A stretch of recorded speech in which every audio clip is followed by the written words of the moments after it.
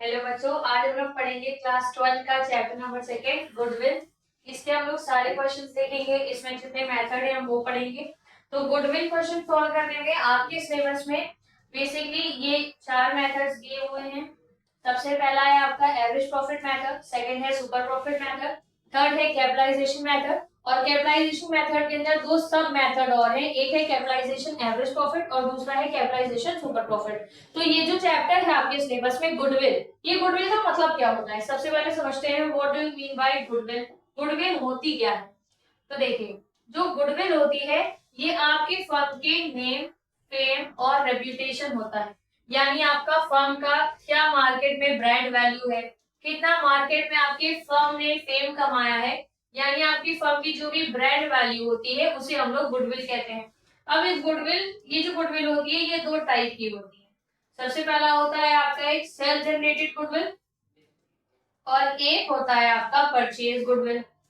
तो ये जो हमारा बुक्स ऑफ अकाउंट्स है, जिस ये जो चैप्टर पढ़ रहे हैं जिसमें हम लोग गुडविल निकालना सीखते हैं, तो हम अपने बुक्स ऑफ अकाउंट्स में परचेज गुडविल की एंट्री करते हैं। यानी हमारा जो भी बुक्स ऑफ अकाउंट्स है जिसमें हम एंट्री रिकॉर्ड कर रहे हैं, इसमें हम लोग परचेज गुडविल की एंट्री रिकॉर्ड करते हैं। सेल्फ जनरेटिव गुडविल होती है, ये वो गुडविल होती है जिसमें अपना फर्म अपने खुद के एफर्ट से, अपनी मेहनत से, अपने एफर्ट से अपने फर्म की गुडविल बनाता है मार्केट में। कोई भी फर्म, जैसे नया नया कोई फर्म स्टैब्लिश किया आपने, अब नया नया आपने फर्म स्टैब्लिश किया, बहुत अच्छे गुड्स और सर्विस दे रहे हैं कस्टमर्स को, तो धीरे धीरे आपके गुड्स और सर्विसेज की वजह से कस्टमर्स के मन में एक आपकी इमेज बनने लगती है, ब्रांड वैल्यू बनने लगती है आपके फर्म की। तो यानी ऑटोमेटिक आपकी फर्म की क्या बनती है, गुडविल बन जाती है मार्केट में।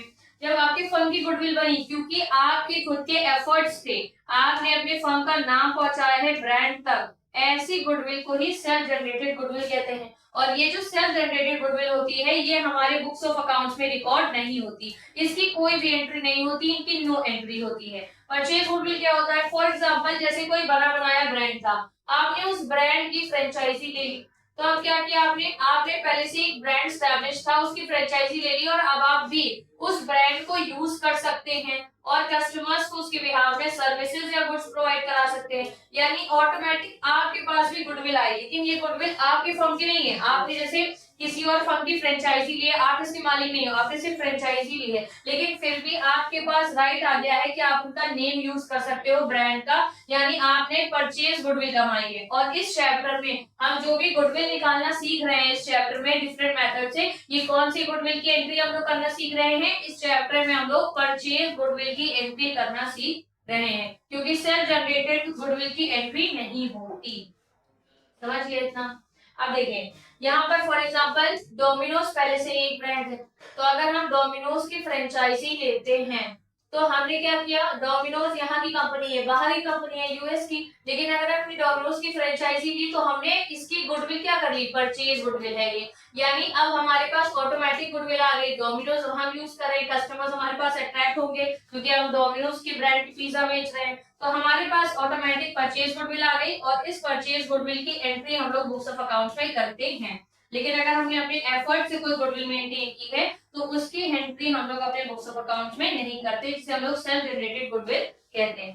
अब आता है, ये तो आपका कॉन्सेप्ट था बेसिक, गुडविल क्या होती है क्या नहीं। सबसे पहला मेथड आता है, मैंने अभी आपको बताया पिछली स्लाइड्स में कि गुडविल निकालने के कितने मेथड हैं। तो गुडविल निकालने के तीन मेजर मेथड्स हैं, average profit method, super profit method और कैपिटलाइजेशन मेथड। कैपिटलाइजेशन के भी दो सब मेथड हैं, कैपिटलाइजेशन एवरेज प्रॉफिट मेथड और कैपिटलाइजेशन सुपर प्रॉफिट मेथड। सबसे पहले पहला मेथड पढ़ते हैं, एवरेज प्रॉफिट मेथड। तो देखिए, इस चैप्टर में आपको जितने भी मेथड दिए हैं सबके फॉर्मूले आपको लर्न होने चाहिए, सारे फॉर्मूलेज हैं और कुछ कॉन्सेप्ट्स हैं, जैसे एबनॉर्मल लॉस क्या होता है, नॉर्मल लॉस क्या होता है, नॉर्मल प्रॉफिट क्या होता है, नॉर्मल प्रॉफिट क्या होते हैं। अगर आपको ये थोड़े थोड़े कॉन्सेप्ट्स पता है और फॉर्मूले याद है तो ये क्वेश्चन आपसे बहुत आसानी से सॉल्व हो जाएंगे। एवरेज प्रॉफिट मेथड का फॉर्मूला देखिए, एवरेज प्रॉफिट कैसे निकालते हैं। आपने क्लास 10 में एवरेज निकालना सीखा है, एवरेज का मतलब मीन होता है, आपने स्टैटिस्टिक्स में भी इसको पढ़ा है।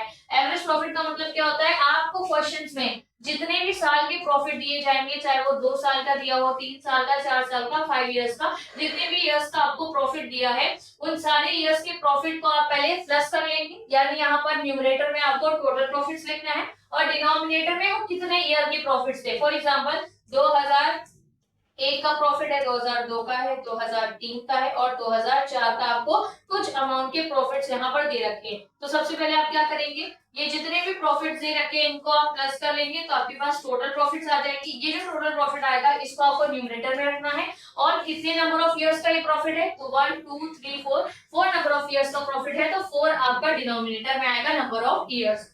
इसके बाद गुडविल कैसे निकाली जाती है, तो ये जो इस फॉर्मूले से आपने एवरेज प्रॉफिट निकाला इसको आपको यहाँ लिखना है और इसको मल्टीप्लाई कर देना है नंबर ऑफ ईयर परचेज से। ये नंबर ऑफ ईयर परचेज क्या है, तो सबसे पहली बात बेटा इसको आपको निकालना नहीं पड़ेगा, ये आपको हमेशा क्वेश्चन में गिवन रहेगा। नंबर ऑफ ईयर परचेज आपको क्वेश्चन में गिवन रहता है। ये होता क्या है, फॉर एग्जांपल मैं भी आपको बता दी थी कि हम लोग कौन सा गुडविल लिखते हैं, हम लोग परचेज गुडविल को नोट करते हैं। तो परचेज गुडविल में क्या होता है कि आपने किसी भी फर्म की किसी भी ब्रांड की अगर आपने फ्रेंचाइजी ली तो वो आपको गारंटी करते हैं कि कितने साल तक आप बिना एफर्ट्स डाले सिर्फ इनकी गुडविल के नाम पर प्रॉफिट कमा सकते हैं। तो जितने साल तक ये गारंटी करते हैं, फॉर एग्जांपल कि अगर मैंने किसी भी डोमिनोज की अगर मैंने फ्रेंचाइजी ली और मान लीजिए मुझे गारंटी मिली है कि मैं 20 इयर्स तक बिना एफर्ट्स किए 20 साल तक यहाँ पर प्रॉफिट कमा सकती हूँ। तो ये जो 20 इयर्स मेरे दिए हुए हैं कि कितने साल तक हम प्रॉफिट कमा सकते हैं without any efforts, only by using their brand, सिर्फ हम उनकी ब्रांड का नाम यूज करके हम प्रॉफिट कमा सकते हैं बिना अपने एफर्ट्स के। ये जो टाइम पीरियड दिया हुआ है 20 इयर्स, इसी को बोलते हैं नंबर ऑफ ईयर परचेज। ये आपको क्वेश्चन में हमेशा गिवन रहेगा,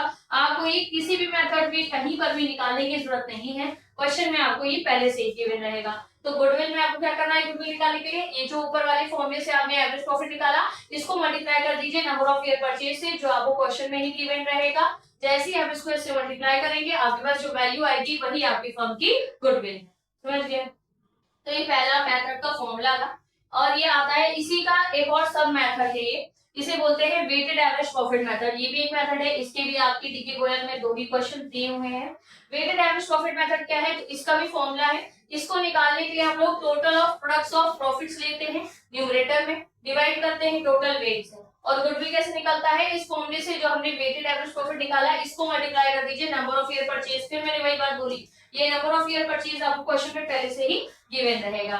अब यहाँ पर ये वेट्स क्या है, तो देखिए ये जो वेट्स होते हैं ये वेट्स भी आपको क्वेश्चन में गिवन रहेंगे, 1 2 3 4 ऐसे करके वेट्स दिए होते हैं। आपको क्या करना है, इन वेट्स को मल्टीप्लाई कर देना है प्रॉफिट से। जैसे आपको प्रॉफिट मैंने लेट किया था कि मान लीजिए 2001 का प्रॉफिट है, 2002 का प्रॉफिट है, 2003 का प्रॉफिट है और 2004 का प्रॉफिट है। तो 2001 का जो भी प्रॉफिट है, 2002 का जो भी प्रॉफिट है, 3 का जो भी प्रॉफिट है, 2004 का जो भी प्रॉफिट है, इसको मल्टीप्लाई कर देंगे हम लोग इसके वेट से। तो जब हम वेट से मल्टीप्लाई करेंगे और जो वैल्यू हमारे पास आएगी वो हमारा प्रोडक्ट कॉलम में लिखा जाएगा। तो ये जो प्रोडक्ट कॉलम में आ गई हमारी वैल्यू, इनको प्लस कर लेंगे, प्रोडक्ट कॉलम की सारी वैल्यूज को प्लस कर लेंगे तो यहाँ पर जो टोटल अमाउंट आएगा यही टोटल अमाउंट इस फॉर्मूले के न्यूमरेटर में लिखा गया है। और ये जो वेट्स है हमारा, इन वेट्स को अगर हम प्लस कर लेंगे 4 3 7 7 2 9 और 1 10, तो ये जो हमारे पास वेट्स का टोटल आया, ये वेट्स का टोटल हम लोग कहाँ लिखेंगे, डिनोमिनेटर में। और इन दोनों को जब हम डिवाइड कर देंगे तो वेटेड एवरेज प्रॉफिट आ जाएगा। और गुडविल भी ऐसे निकलेगी, वेटेड एवरेज प्रॉफिट जिससे आया इसको मल्टीप्लाई कर देंगे नंबर ऑफ ईयर परचेज से। ये आपको क्वेश्चन में गिवन रहेगा। अब आता है सुपर प्रॉफिट मेथड। तो ये आपका सेकंड मेथड है सुपर प्रॉफिट मेथड। इसको कैसे निकाला जाता है, सबसे पहले इसको निकालने के लिए आप नॉर्मल प्रॉफिट लगेगा। नॉर्मल प्रॉफिट क्या होता है, capital employed multiply by normal rate of return into divide by 100। Normal rate of return ये एक तरीके का रेट होता है, ये रेट आपको परसेंटेज के फॉर्म में दिया रहेगा, जैसे 5% 10% ऐसा क्वेश्चन में रेट्स दिए रहेंगे, ये आपको गिवन रहेगा, इसको भी आपको नहीं निकालना है। नॉर्मल प्रॉफिट कैसे निकाला जाता है, कैपिटल एम्प्लॉयड को मल्टीप्लाई कर देंगे एनआरआर से divide by 100, normal rate of return को एनआरआर कहते हैं। और सुपर प्रॉफिट कैसे निकलता है, अब ये जो एवरेज प्रॉफिट अभी आपने निकाला, ये आप एवरेज प्रॉफिट निकालना अभी आपने प्रीवियस स्लाइड में सीखा, total of profit divide by number of years. तो एवरेज प्रॉफिट को माइनस कर देंगे नॉर्मल प्रॉफिट से, जो अभी ऊपर वाले फॉर्मूले से निकाला है, तो हमारे पास सुपर प्रॉफिट आ जाएगा। और ये जो कैपिटल एम्प्लॉयड, नॉर्मल प्रॉफिट को निकालने के लिए हमने एक वर्ड यूज किया कैपिटल एम्प्लॉयड, ये कैसे निकलता है, तो पहले समझिए कैपिटल एम्प्लॉयड को नेट एसेट्स भी बोलते हैं, बहुत सारे क्वेश्चंस में नेट एसेट्स भी गिवन रहता है, तो आपको समझना है दोनों सेम है। कैपिटल एम्प्लॉयड को हम लोग नेट एसेट्स भी बोलते हैं। निकलता कैसे है, तो आपकी फर्म की टोटल एसेट्स में माइनस कर दीजिए एक्सटर्नल लायबिलिटीज को, एक्सटर्नल यानी आउटसाइड लायबिलिटीज, पार्टनर्स की capital reserve, general reserve, PNL का क्रेडिट बैलेंस, ये सारा एक्सटर्नल लायबिलिटी नहीं होती। एक्सटर्नल लायबिलिटी क्या होती है, जैसे आपके फर्म का क्रेडिटर्स हो गया, आउटसाइड लायबिलिटीज हो गई, आउटस्टैंडिंग लायबिलिटीज हो गई, ये सारे आपकी क्या है एक्सटर्नल लायबिलिटीज है, लेकिन पार्टनर्स की कैपिटल रिजर्व जनरल रिजर्व ये सब आपके एक्सटर्नल लायबिलिटीज में नहीं आते। ऐसे अब आपने कैपिटल एम्प्लॉयड निकाल लिया, गुडविल कैसे निकलेगी, तो जो अभी आपने सुपर प्रॉफिट निकाला था इस सुपर प्रॉफिट को मल्टीप्लाई कर देंगे नंबर ऑफ ईयर परचेज से, जो कि आपके क्वेश्चन में गिवन रहेगा, इसको मल्टीप्लाई करेंगे तो आपके पास जो वैल्यू आएगी वही आपके फर्म की गुडविल है। ये हम लोग ने सीखा है सुपर प्रॉफिट मेथड से। अब नेक्स्ट आता है आपका कैपिटलाइजेशन एवरेज प्रॉफिट। कैपिटलाइजेशन में दो आते हैं, कैपिटलाइजेशन एवरेज प्रॉफिट और कैपिटलाइजेशन सुपर प्रॉफिट। हम लोग सीखेंगे कैपिटलाइजेशन एवरेज प्रॉफिट मेथड क्या होता है। तो कैपिटलाइजेशन एवरेज प्रॉफिट को निकालने से पहले हमें कैपिटलाइज्ड वैल्यू निकालनी पड़ेगी एवरेज प्रॉफिट की। कैपिटलाइज्ड वैल्यू कैसे निकालती है एवरेज प्रॉफिट की, तो एवरेज प्रॉफिट अभी हमने निकालना सीखा, पहला मेथड था हमारा जो, तो एवरेज प्रॉफिट को मल्टीप्लाई कर दो 100 अपॉन एनआरआर, ये उल्टा है।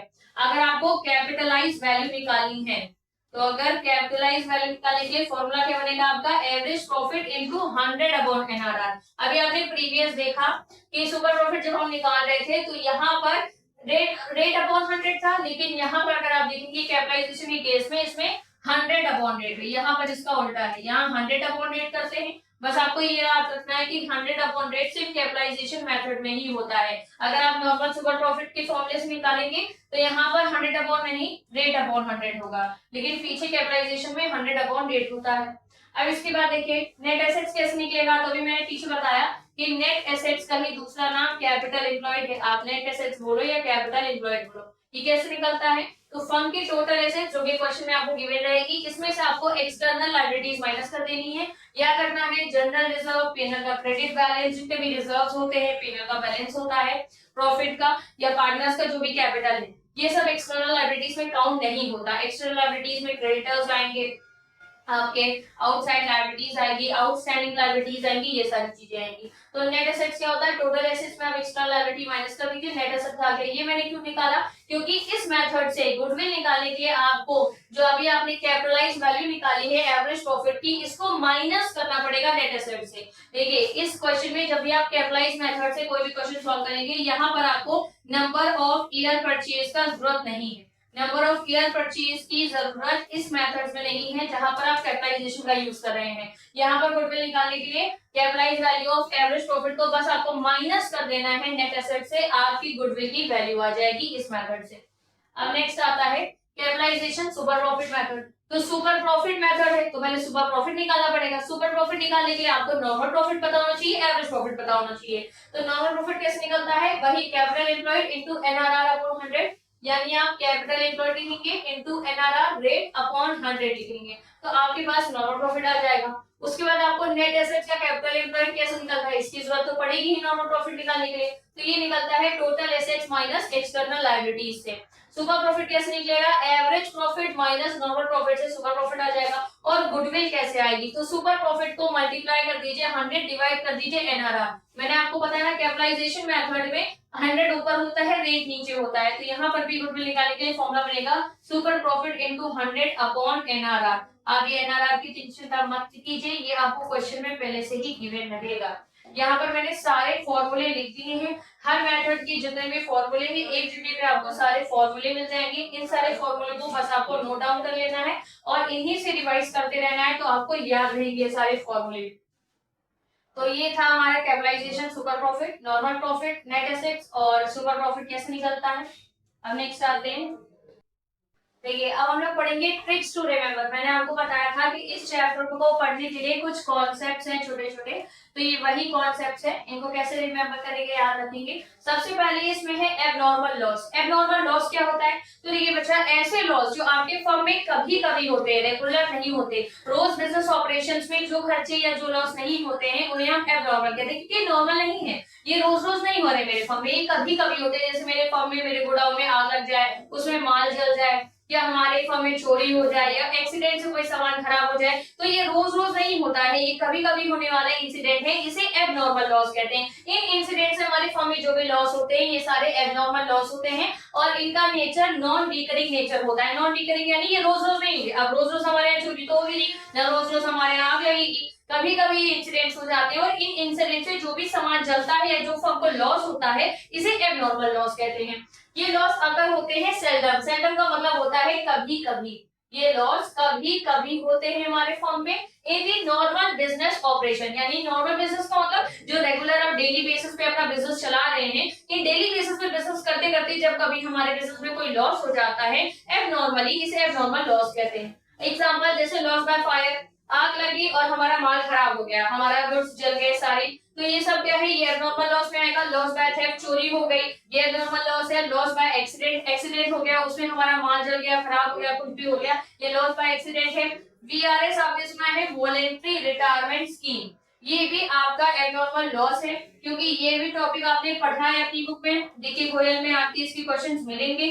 वीआरएस का मतलब क्या होता है, देखिए हम आपको बताते हैं। जब भी कोई गवर्नमेंट एम्प्लॉई कहीं जॉब करता है और अपने जॉब एंड यानी रिटायरमेंट से पहले वो पहले से ही अपनी इच्छा से ये जॉब छोड़ना चाहता है, तो वो वीआरएस ले सकता है, वॉलंटरी रिटायरमेंट स्कीम। वॉलंटरी का मतलब अपनी इच्छा से रिटायरमेंट ले सकता है, अपनी रिटायरमेंट की खुद डेट आने से पहले वो अपने मन से रिटायरमेंट ले सकता है। इस समय उसको कुछ सम ऑफ अमाउंट एक साथ मिलता है, तो ये जो सम ऑफ अमाउंट उसको मिलता है, ये अमाउंट कौन पे करेगी भाई, ये मिल रहा है एम्प्लॉय को, और पे कौन करेगी, एम्प्लॉय को, फर्म पे करेगी। तो आप बताइए, अकाउंट्स में हम लोग पढ़ते हैं जितनी भी एंट्रीज रिकॉर्ड होती है वो फर्म के पॉइंट ऑफ व्यू से रिकॉर्ड हुआ जाता है, तो अब फर्म को पे करना पड़ेगा ना उस एम्प्लॉय को वीआरएस, तो जब फर्म उस एम्प्लॉय को वीआरएस पे करेगा तो फर्म के लिए लॉस है। और आप खुद बताइए, क्या हर एम्प्लॉय रोज वीआरएस लेता रहेगा, कभी कभी के इंसिडेंट है, ये एक एबनॉर्मल इंसिडेंट है कि हाँ कभी कोई एम्प्लॉय आया और उसने कहा कि मुझे वीआरएस चाहिए। हर एम्प्लॉय रिटायरमेंट से पहले रिटायरमेंट नहीं लेना चाहता है। यहाँ पर ये जो फर्म को वीआरएस के टाइम पे उस एम्प्लॉय को एक सम ऑफ अमाउंट देना पड़ेगा, ये फर्म के लिए लॉस है, और ये फर्म के लिए रोज नहीं होता, इसलिए फर्म की किस में लॉस में आएगा, एबनॉर्मल लॉस में ये काउंट होता है। अब आते हैं नेक्स्ट, इसको आप लोग ऐसे ही बना लीजिएगा, पूरा नोट कर लीजिए, मैंने प्रॉपर फॉर्मेट में सारे मेथड सारी ट्रिक्स लिख रखी है। अब नेक्स्ट आता है आपका नॉर्मल लॉस। नॉर्मल लॉस आपको नाम से समझ में आ रहा है, ये नॉर्मली होता है, मतलब ये रोज होता है। अब आप कहोगे मैम लॉस रोज हो रहा है, हम कुछ ऐसे हैं खर्चे या लॉस जो हमारे बिजनेस में रोज होते हैं, सेल्डम नहीं होते। जैसे रिकरिंग नेचर का होता है, तो सबसे पहला क्या है, इसका नेचर रिकरिंग है, ये डेली बेसिस पे होगा। ये लॉस ऐसे हैं जो फ्रीक्वेंटली होते हैं ज्यादातर, जैसे सेल्डम पढ़ाता हूँ कभी कभी, फ्रीक्वेंटली मतलब ये हमारे फॉर्म में ज्यादातर होते हैं। अब क्या है, इन दी नॉर्मल बिजनेस ऑपरेशन, जैसे लॉस ऑन सेल, अब भाई कहते नहीं है बिजनेस कर रहे हैं, रिस्क है बिजनेस में, बिजनेस में जो है प्रॉफिट और लॉस तो लगा ही रहता है, तो बिजनेस करते करते नॉर्मल जिस चीज का बिजनेस करते हो, जो गुड्स आप बेचते हो, उस गुड्स को बेचते वक्त अगर आपको लॉस हो जाए तो ये तो बिजनेस में होता ही रहता है। बिजनेस में लॉस और प्रॉफिट तो चलता ही रहता है, मान लीजिए अगर आपने लॉस कमाया तो ये कैसा लॉस हो गया, आपका नॉर्मल लॉस होगा।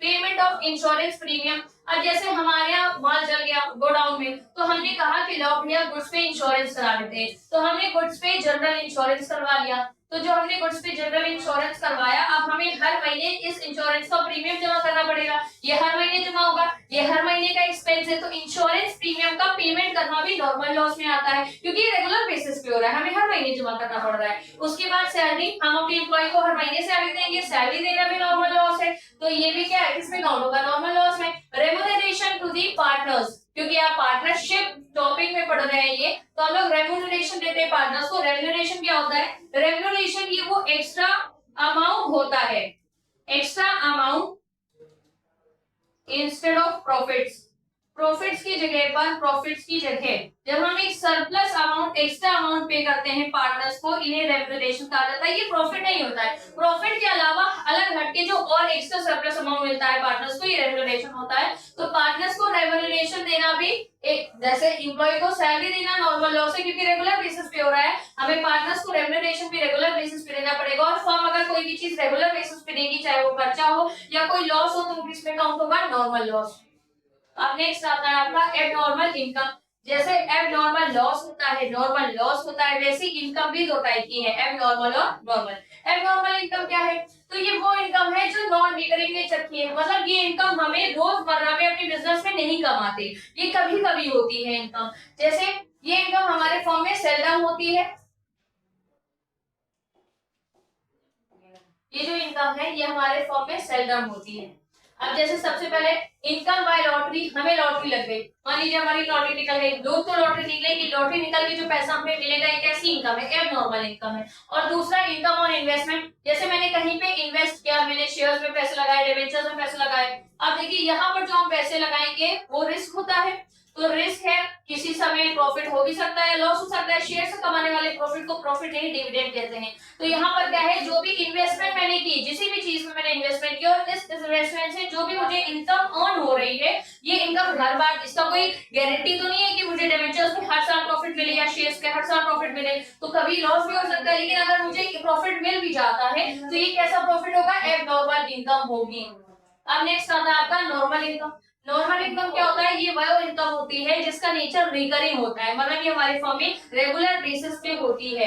ये इनकम हम डेली बेसिस पे कमाते हैं अपनी बिजनेस एक्टिविटीज करके। जैसे income earn from sales, sales मतलब आप जिस चीज का धंधा करते हैं, जो सामान आप बेचते हैं अपने बिजनेस में, वो माल बेच के जो भी आप इनकम कमाते हैं वो आपकी नॉर्मल इनकम होती है। क्यों? क्योंकि ये इनकम तभी तो आप कमा रहे हैं, आप बिजनेस कर रहे हैं। अब वो बिजनेस आप रेगुलर नेचर में रोज करेंगे, डेली बेसिस पे जब कोई एक्टिविटी की जाती है तभी वो बिजनेस कहलाता है। ये नहीं कि एक दिन आपने सेकंड हैंड स्कूटर कोई बेच दिया तो वो आपका बिजनेस कहलाया। एक दिन बेचने से नहीं होता है, आपको रेगुलर बेसिस पे उसको बेचना पड़ेगा। यानी डेली बेसिस पे अगर आप कोई सामान बेचते हैं तो वो आपकी बिजनेस एक्टिविटी में काउंट होता है। और हम जिस चीज का भी बिजनेस करते हैं, जिस भी गुड्स में बिजनेस करते हैं, अगर हम उस गुड्स को बेचते हैं, सेल्स करते हैं और उससे जो हम इनकम जनरेट करते हैं, ये इनकम हम डेली जनरेट करेंगे। तो जब ये डेली जनरेट होगी यानी इसका रिकरिंग नेचर है, तो ये कौन सी इनकम में काउंट होगा, ये होगा नॉर्मल इनकम। अब ये तो हमने कॉन्सेप्ट समझ लिया, ये तो हमने समझ लिया कि एबनॉर्मल इनकम क्या होती है, एबनॉर्मल लॉस क्या होता है, नॉर्मल इनकम क्या होती है, नॉर्मल लॉस क्या होता है। लेकिन इसका क्या ट्रीटमेंट है गुडविल के सवालों में, कैसे इसको प्लस कब करना है, कब माइनस करना है, क्या ट्रीटमेंट करना है इसका नेट प्रॉफिट के साथ, वो समझते हैं। तो सबसे पहला आता है ट्रीटमेंट एंड कैलकुलेटिंग गुडविल। तो ये जो एबनॉर्मल लॉस मैंने बताया, आपने समझा एबनॉर्मल लॉस क्या होता है, ये ऐसा लॉस होता है जो कभी कभी होता है, डेली बेसिस पे नहीं होता हमारे फॉर्म में। तो जब ये एबनॉर्मल लॉस कभी कभी हो रहा है, डेली बेसिस पे हो नहीं रहा, तो हम क्या करते हैं, हमें अपनी गुडविल कैलकुलेट करने के लिए इन एबनॉर्मल आइटम्स को, चाहे वो एबनॉर्मल इनकम हो या एबनॉर्मल लॉस हो, इन एबनॉर्मल आइटम्स का ट्रीटमेंट हमें अपोजिट करना पड़ता है नॉर्मल के कंपैरिजन में। मतलब ये जो एबनॉर्मल लॉस होगा, ये हमारे फर्म, ये क्वेश्चन में आपको नेट प्रॉफिट दिया रहेगा, हमारी फर्म के प्रॉफिट से ये एबनॉर्मल लॉस को ऐड किया जाएगा। ऐड इसलिए होगा क्योंकि हम ये मान के चलते हैं कि ये लॉस डेली बेसिस पे नहीं होगा, कभी कभी होगा। तो गुडविल कैलकुलेट करने के लिए हम उस लॉस को नेगलिफाई कर देते हैं और हम इसको दोबारा ऐड कर देते हैं। मतलब हम इस लॉस को कंसीडर नहीं करते क्योंकि हम ये मानते हैं कि अगले साल तो होगा नहीं। तो एक्यूरेट गुडविल रिजल्ट निकालने के लिए कि एक्यूरेट मेरी गुडविल की क्या वैल्यू है, मेरे फर्म के गुडविल की क्या वैल्यू है, उसको निकालने के लिए हम एबनॉर्मल लॉस को ऐड करते हैं। ऐड इसलिए करते हैं क्योंकि हम ये मान के चलते हैं कि ये लॉस आगे फर्दर रोज नहीं होंगे, कभी कभी के थे। तो हम इस साल ऐड करके हम उससे एक्यूरेट रिजल्ट निकालते हैं कि एक्चुअल में एक्यूरेसी के साथ हमारे फर्म की गुडविल की वैल्यू क्या है। अब नेक्स्ट आता है एबनॉर्मल इनकम। अब ये इनकम को तो नॉर्मली इनकम क्या होता है, इनकम जो हमारा फर्म कमाता है वो तुरंत ऐड कर लेता है। लेकिन ये इस एबनॉर्मल इनकम को हम इसलिए नहीं ऐड करते क्योंकि ये कभी कभी हुई है, लॉटरी कभी कभी निकली, रोज तो निकली कि नहीं। तो ये जो कभी कभी की इनकम है हम इसे काउंट नहीं करते। अगर ये डेली बेसिस पे होती तो हम इसे ऐड करते। तो ये जो एबनॉर्मल इनकम है, क्योंकि ये कभी कभी होती है, ऐसी इनकमों को हम काउंट नहीं करते और इसीलिए इसे नेट प्रॉफिट से क्या कर दिया जाता है, माइनस। बाकी जो नॉर्मल लॉस नॉर्मल इनकम है, इसका ट्रीटमेंट नॉर्मल आप जो पढ़ते आए हैं कि लॉस और खर्चा हमारे फर्म प्रॉफिट को कम करता है तो ये माइनस होगा, और इनकम और गेन हमारे फर्म का प्रॉफिट बढ़ाती है तो ये प्लस होगा। लेकिन ये ट्रीटमेंट सिर्फ नॉर्मल के साथ है। लेकिन अगर आप एबनॉर्मल की केस में आएंगे तो इनका अपोजिट ट्रीटमेंट है इनके साथ। तो नॉर्मल लॉस जो हमारे फर्म में, अगर नॉर्मल हमारे फर्म में कोई खर्चा हो रहा है तो वो तो माइनस ही होगा क्योंकि नॉर्मल खर्चे हमारे फर्म का प्रॉफिट कम कर देंगे। तो नॉर्मल लॉस हमारे प्रॉफिट से माइनस होगा और नॉर्मल इनकम हमारे प्रॉफिट में ऐड होगी। लेकिन इसका रिवर्स ट्रीटमेंट है एबनॉर्मल के साथ। एबनॉर्मल लॉस हमारे फर्म में प्लस होगा और एबनॉर्मल इनकम हमारे फर्म में माइनस होगी। इसका एग्जांपल दिया है इनकम अर्न फ्रॉम सेल्स, ये आपका नॉर्मल इनकम का एग्जांपल है। नेक्स्ट आता है these losses and income are added or subtracted from that share profit in which they incurred। इसका मतलब ये है कि अगर मान लीजिए आपको क्वेश्चन में वैसे गिवन रहेगा कि 2011 में मान लीजिए आपने 50,000 रुपए का प्रॉफिट कमाया और इसी साल आपने एबनॉर्मल लॉस कमाया है 2000 का। तो मैंने अभी आपको क्या बताया कि एबनॉर्मल लॉस ऐड हो जाता है प्रॉफिट से। तो ये कौन से प्रॉफिट में ऐड होगा, मान लीजिए 2011 का भी प्रॉफिट दिया है, 2012 का भी दिया है, 2013 का भी दिया है। 12 का 20,000 का प्रॉफिट है, 13 का 10,000 का प्रॉफिट है। तो ये जिस साल में दिया है, ये जिस साल में एबनॉर्मल लॉस हुआ है, ये उसी साल के एबनॉर्मल लॉस से ऐड हो जाएगा। यानी 50,000 में ये 2000 ऐड हो जाएगा। कौन से साल में ऐड होगा, 2011 में। क्यों 2011 में ही ऐड हुआ, 12-13 में नहीं हुआ? क्योंकि ये उसी साल में ऐड होता है जिस साल ये इनकर्ड हुआ है। तो ये स्टेटमेंट आपसे वही कह रहा है कि वो लॉस और वो इनकम उसी साल में ऐड या सब्ट्रैक्ट होंगे जिस साल वो हुए हैं। ये नहीं कि ये तो एबनॉर्मल लॉस 2011 में हुआ और आप इसका ट्रीटमेंट 2013 के प्रॉफिट्स में कर रहे हैं। अगर ये 2011 में हुआ है तो इसका ट्रीटमेंट भी 2011 के प्रॉफिट्स में ही होगा। अब नेक्स्ट आता है form the treatment of the normal loss and income. जो ट्रीटमेंट होता है एबनॉर्मल लॉस और इनकम का वो अपोजिट होता है, जैसे कि मैंने अभी आपको प्रीवियस स्लाइड पे बताया कि नॉर्मल लॉस और नॉर्मल इनकम क्या है, नॉर्मल लॉस माइनस होती है, नॉर्मल इनकम प्लस होती है, लेकिन इसका रिवर्स ट्रीटमेंट एबनॉर्मल के साथ होता है। एबनॉर्मल लॉस प्लस होता है, देखिए नॉर्मल लॉस माइनस है, एबनॉर्मल लॉस प्लस है, और नॉर्मल इनकम प्लस है, एबनॉर्मल इनकम माइनस है। यानी इन दोनों का ट्रीटमेंट क्या होता है, इन दोनों का ट्रीटमेंट अपोजिट होता है। देखिए मैंने यहाँ पर भी लिख दिया है समरी में कि जो लॉस है, अगर आप एबनॉर्मल लॉस की बात करेंगे तो उसका ट्रीटमेंट क्या होगा, वो प्रॉफिट में ऐड होगा। अगर आप नॉर्मल प्रॉफिट लॉस की बात करेंगे तो आपकी प्रॉफिट में माइनस होगा।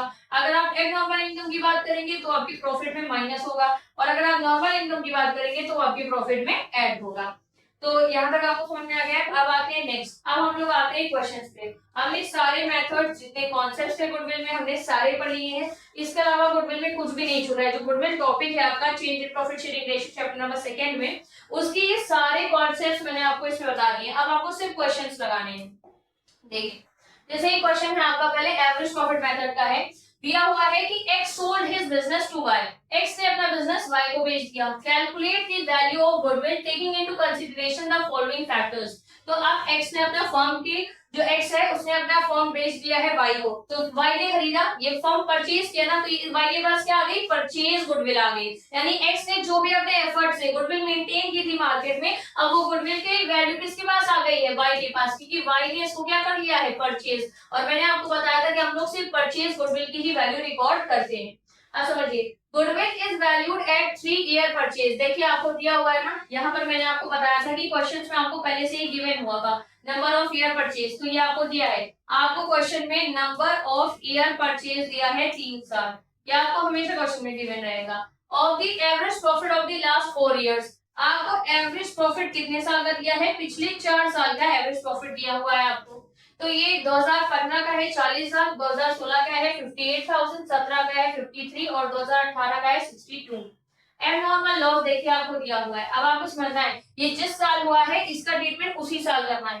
एबनॉर्मल लॉस 2000 का हुआ है क्योंकि चोरी हो गई थी और इसने फर्म का प्रॉफिट रिड्यूस कर दिया। हमने समझा कि भाई चोरी हो गई, लॉस हो गया, तो हमने फर्म का प्रॉफिट रिड्यूस कर दिया, लेकिन नहीं, ये चोरी रोज रोज तो होगी नहीं, कभी कभी हुई है। तो अब हम क्या करेंगे, क्योंकि ये एबनॉर्मल लॉस है तो हम इसको फिर से क्या करेंगे, added back to the profits, हम इसको दोबारा ऐड कर देंगे। तो ये किस साल हुआ है, 2015 में। तो हम क्या करेंगे, हम यहाँ पर निकालेंगे कैलकुलेशन ऑफ एडजस्टेड प्रॉफिट। सबसे पहले आपको क्या करना पड़ेगा, आप कैलकुलेट करेंगे एडजस्टेड प्रॉफिट्स को।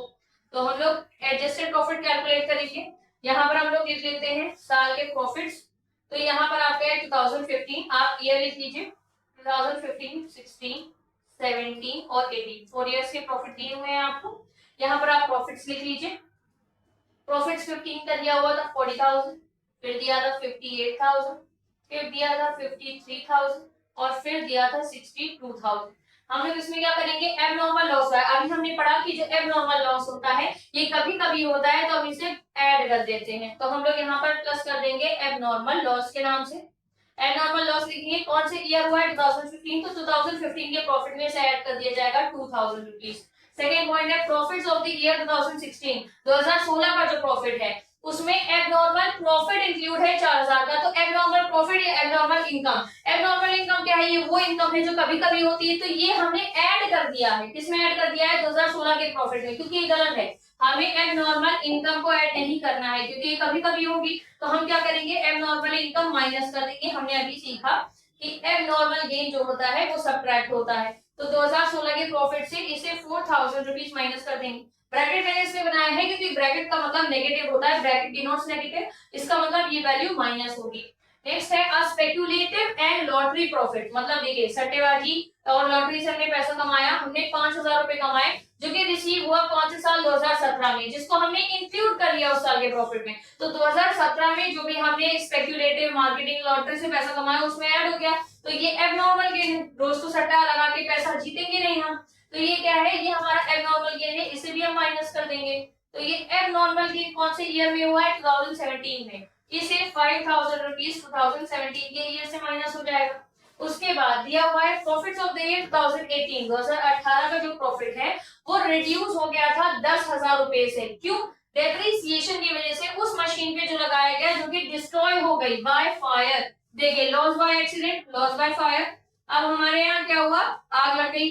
आग लग गई, ये कैसा लॉस है? ये एबनॉर्मल लॉस है। तो आपको पता है कि एबनॉर्मल लॉस क्या होता है? एबनॉर्मल लॉस प्लस होता है इससे। लेकिन हमने क्या किया? हमने रिड्यूस कर दिया प्रॉफिट को से, तो गलत किया, हमने रिड्यूस कर दिया। तो अब हम इसे फिर से एडेड बैक कर देंगे। आपने अगर गौर किया तो हर किसी में ट्रीटमेंट अपोजिट ही हो रखा है कि यहाँ पर भी हमें रिड्यूस कर रखा था, तो मैंने आपको बताया एबनॉर्मल लॉस है, तो देखिए वो ऐड होगा। यहाँ पर लिखा है कि इन्होंने रिड्यूस किया, यहाँ पर इनको इंक्लूड किया है तो हमने हटा दिया। यानी इन्होंने पहले से ही कुछ ट्रीटमेंट करके रखे हैं, लेकिन ये ट्रीटमेंट गलत है, इनके अपोजिट ट्रीटमेंट होंगे। यहाँ पर भी वही बोला गया है कि जो प्रॉफिट 2018 का ये 10,000 से रिड्यूस कर दिया था, डेप्रिसिएशन लगाया गया था उस मशीन पे जो मशीन जल के खत्म हो गई। अभी जो मशीन जली, ये लॉस बाय फायर हुआ, ये एबनॉर्मल लॉस कभी कभी होगा, उसको होगा नहीं, तो इसका लॉस हम ऐड कर देंगे। तो 2018 के प्रॉफिट से ये 10,000 रुपए ऐड हो जाएंगे।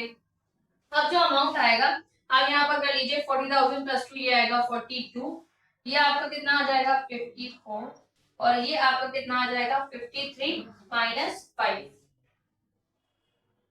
48, और ये आपका आ जाएगा 72। तो ये आपके आगे एडजस्टेड प्रॉफिट थी, हमने यहाँ पर एडजस्टेड प्रॉफिट्स निकाल लिए हैं। अब हमें क्या करना है? देखिए हमने निकाल लिया एडजस्टेड प्रॉफिट्स। हम यहाँ पर एडजस्टेड प्रॉफिट्स लिख लेते हैं। तो हमारे पास प्रॉफिट 15 के, 16 के, 17 के और 18 4 साल के लिए एडजस्टेड प्रॉफिट्स आप इनके सामने लिख सकते हैं। तो देखिए हमने 2015 में 42,000 अर्न किया, 2016 में हमने 54,000 अर्न किया, 2017 में 48 और 2018 में 72,000। अब हमें क्या करना है? हमें गुडविल निकालनी है एवरेज प्रॉफिट मेथड से। तो एवरेज प्रॉफिट मैंने आपको बताया, एवरेज प्रॉफिट मेथड का फॉर्मूला क्या होता है? इसका फॉर्मूला होता है total profits divide by number of years. Total profit को डिवाइड कर दीजिए जितने साल का है दिया हुआ है, तो इनको ऐड कर दीजिए। इन सबको आप इन सबको ऐड कर देंगे तो आपके पास क्या आ जाएगी? Total profits. देखिए सबसे पहले 42 54, इन सबको हम लोग ऐड कर लेते हैं। 42 54 ये कितना आ जाएगा? 96 48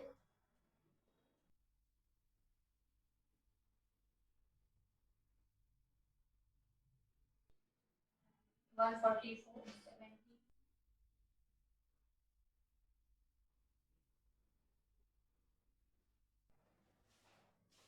ये आएगा 2,16,000। इसको डिवाइड कर देंगे किससे? नंबर ऑफ ईयर, कितने साल का प्रॉफिट दिया है? 1 2 3 4 4 साल, 4 से आप डिवाइड कर देंगे। आपको काउंट करना है नंबर ऑफ ईयर, इनको प्लस मत कर लीजिएगा। 1 2 3 4 4 साल का प्रॉफिट दिया है तो आपने 4 लिखा। 4 से डिवाइड कर दीजिए, इसको कितना आ जाएगा? 40 का डी 4 1 4 4 5 20 16 4 4 16। तो आपकी फर्म की गुडविल, ये आपका एवरेज प्रॉफिट आया, अभी आपकी गुडविल नहीं आई। ये एवरेज प्रॉफिट आपको कितना आ गया? 54,000। अब गुडविल निकालने के लिए एक और स्टेप बस आपको करना है, एवरेज प्रॉफिट को मल्टीप्लाई कर देना है नंबर ऑफ ईयर परचेज से। और आपको मैंने बताया था कि जो नंबर ऑफ ईयर परचेज है आपको क्वेश्चन में गिवन रहेगा। एवरेज प्रॉफिट अभी आपने निकाला, कितना निकाला? 54,000। इसको मल्टीप्लाई कर देंगे, किससे मल्टीप्लाई करना है? Number of year purchase. मैंने आपको बताया था क्वेश्चन में ही गिवन है। नंबर ऑफ ईयर परचेज कितना गिवन है? 3। देखिए यहाँ पर भी ऊपर लिखा होगा नंबर ऑफ ईयर परचेज आपका 3 इयर्स का गिवन है, ये स्टेटमेंट में लिखा है 3 ईयर परचेज। तो इसको हम 3 से मल्टीप्लाई कर देंगे, कितना आ जाएगा? 3 4 12 2 15 16 1,62,000 इज द आंसर। ये आपकी फर्म की गुडविल आ गई 1,62,000। ये आपकी फर्म की गुडविल आ गई एवरेज प्रॉफिट मेथड से। तो ये आपको समझ में आया। अब आता है नेक्स्ट, अब ये आता है एवरेज प्रॉफिट मेथड। ये भी आपको एवरेज प्रॉफिट मेथड दिया है। देखिए इसमें थोड़ा यहाँ पर एक केस आता है डेप्रिसिएशन का, जिसमें बच्चे बहुत ज्यादा कंफ्यूज होते हैं कंप्यूटर का। तो हम लोग ये क्वेश्चन सॉल्व करते हैं। इसमें दिया हुआ है कि एक्स ने परचेज किया बिजनेस वाई का, एक्स ने अब वाई का बिजनेस परचेज किया है। तो अगर एक्स ने वाई का बिजनेस परचेज किया है तो अब एक्स के पास परचेज गुडविल आ गई वाई की। और 1 अप्रैल 2019 को। ये जो इस फॉर दिस पर्पस यहाँ पर वैल्यू किया गया 100% of the average annual profits of the last 4 years. Last 4 years के एवरेज प्रॉफिट को वैल्यू किया गया 100%। अब देखिए कुछ सवालों में ऐसा होता है नंबर ऑफ ईयर परचेज नहीं गिवन होते। यहाँ पर बोला गया है कि जो फर्म की गुडविल होगी, goodwill is to be, goodwill कितनी होगी 100% होगी। किसका 100% होगी? एवरेज एनुअल प्रॉफिट का।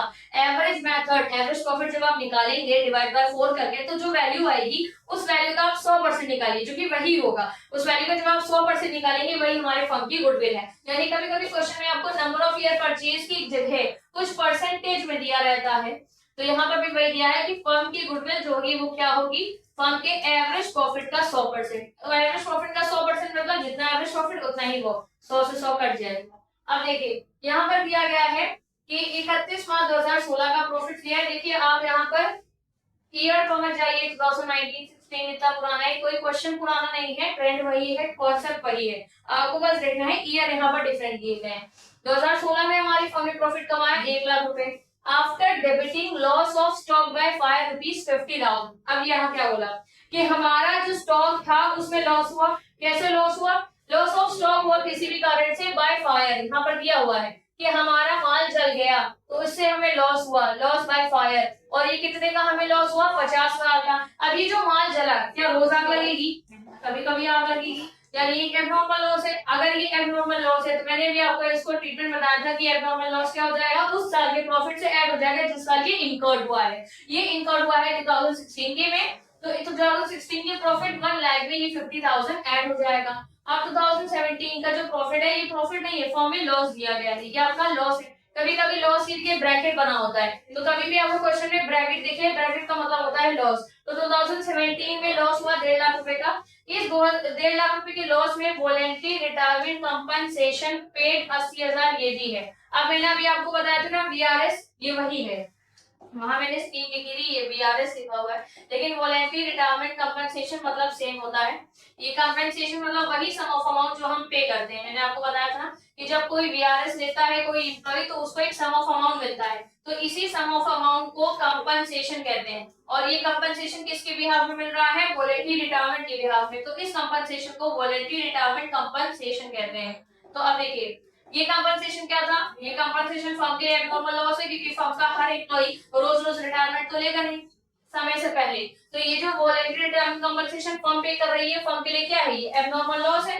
तो जब ये एब्नॉर्मल लॉस है तो एक फर्म के उसमें क्या हो जाएगी? लॉस में ये ऐड हो जाएगा। इसका ट्रीटमेंट मैंने बताया था, चाहे प्रॉफिट हो या लॉस, ऐसा नहीं है कि इसका साइन बदल जाएगा कि प्रॉफिट में ही मेरा एब्नॉर्मल लॉस ऐड होता है, लॉस में माइनस होगा, ऐसा नहीं है। इसका जो भी ट्रीटमेंट है वो सेम रहेगा। एब्नॉर्मल लॉस और ऐड होता है तो वो ऐड ही होगा, चाहे उस साल फर्म ने प्रॉफिट कमाया हो चाहे लॉस। यहाँ पर भी लॉस भी गिवन है, उससे मतलब नहीं एब्नॉर्मल लॉस यहाँ ऐड होता है तो हम ऐड ही करेंगे।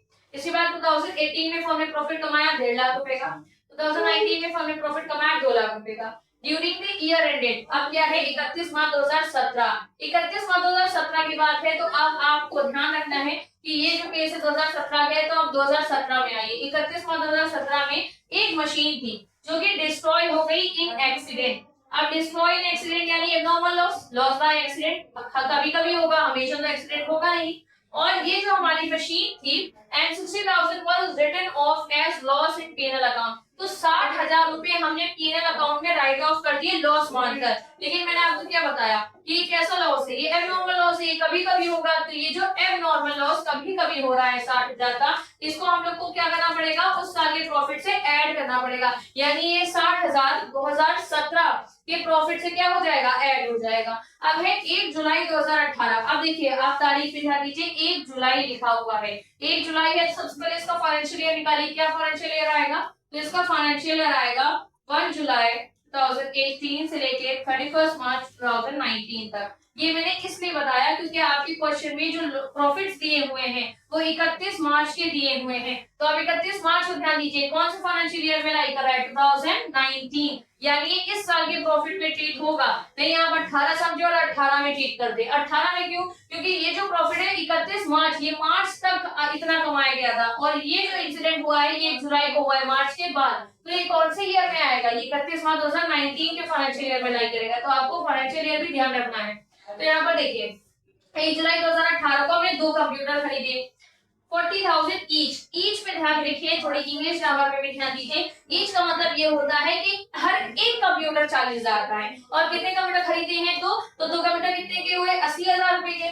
Purchase and were debited to travelling expense account. अब देखिए गलती क्या हुई कि हमने खरीदे तो कंप्यूटर जब भी आपने क्लास 11 में भी पढ़ा होगा कि जब भी आप जर्नल एंट्री करते थे और वहां पर कंप्यूटर से रिलेटेड जब भी आप कोई जर्नल एंट्री करते थे तो वहां पर आप कंप्यूटर नहीं लिखते थे, ऑफिस इक्विपमेंट लिखते थे। हम लोग कंप्यूटर की जगह पे हमेशा क्या है अकाउंट खोलते थे ऑफिस इक्विपमेंट के नाम से। तो ये जो ऑफिस इक्विपमेंट था ये एक तरीके की एसेट्स होती है फर्म की। क्या होती है फर्म की? एसेट्स। अब यहाँ पर क्या हुआ, हमने एसेट्स खरीदी लेकिन हमने गलती से इसको ट्रेवलिंग एक्सपेंस अकाउंट में नोट कर दिया, यानी खर्चे में रिकॉर्ड कर दिया। अगर मैंने एसेट्स को खर्चा बना के खर्चे के तौर पे रिकॉर्ड कर दिया तो हमने अपने फर्म का प्रॉफिट क्या कर दिया? कम कर दिया, जो कि बाय मिस्टेक हुआ है। On which depreciation is to be charge. और क्योंकि जब ये एसेट्स था तो उसमें डेप्रिसिएशन भी लगना था, तो 10% डेप्रिसिएशन इस पे चार्ज होना था। लेकिन जब मैंने इसको एसेट्स माना ही नहीं, मैंने इसको ट्रेवलिंग एक्सपेंस अकाउंट में रिकॉर्ड कर दिया तो मैंने डेप्रिसिएशन भी नहीं दिया होगा, यानी इसमें डेप्रिसिएशन भी नहीं दिया गया। और डेप्रिसिएशन रिकॉर्ड करना था स्ट्रेट लाइन मेथड से निकाल के।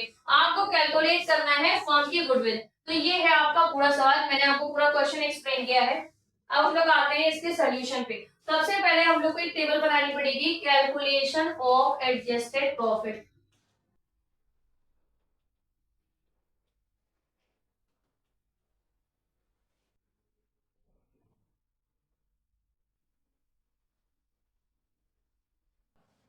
कौन से साल के प्रॉफिट दिए हुए हैं? 16, 17, 18, 4 साल।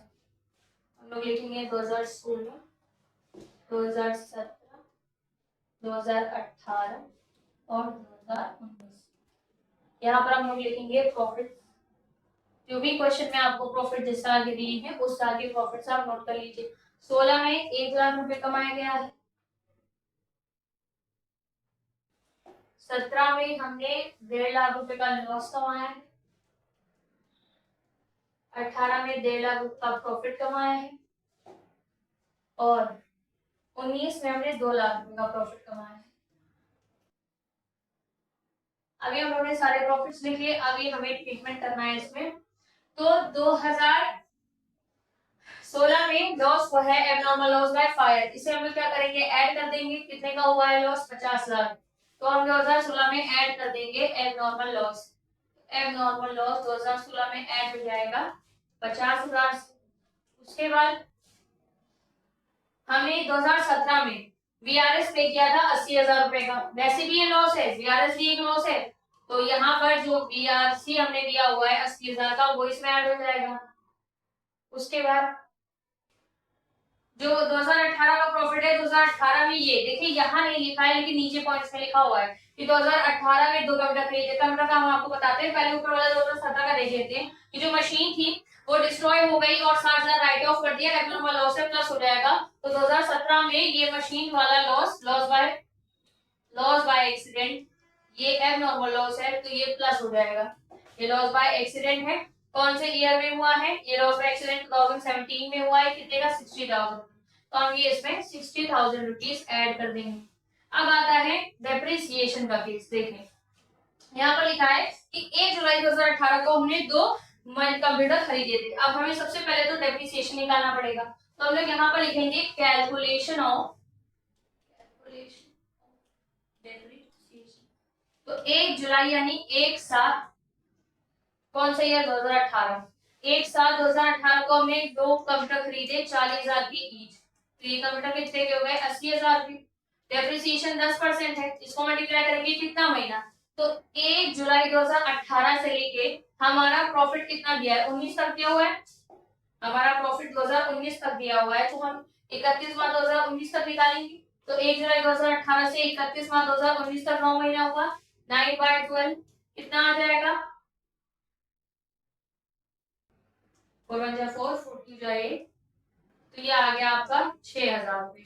तो ये 6,000 रुपए 9 महीने का डेप्रिसिएशन आया है दोनों मशीन्स पे, दोनों कंप्यूटर्स पे। तो जो 2 कंप्यूटर हमने लिए थे इस पे 6,000 रुपए डेप्रिसिएशन लगना था 31 मार्च 2019 तक, जो कि मैंने नहीं लगाया। यानी मैंने डेप्रिसिएशन लगाने से हमारा प्रॉफिट कम हो जाता, हमने लगाया तो नहीं।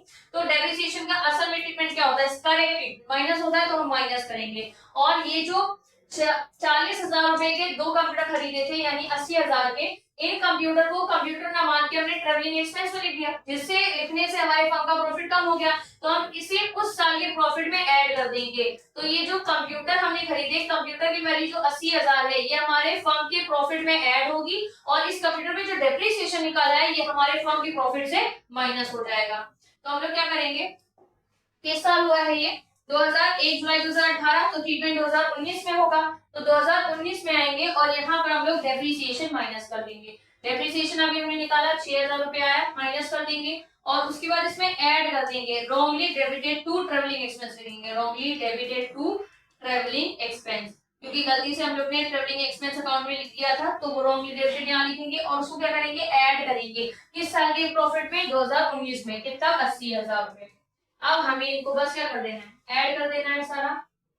ये आपका आ जाएगा 1.5 लाख रुपए, ये आपका 80 और 60,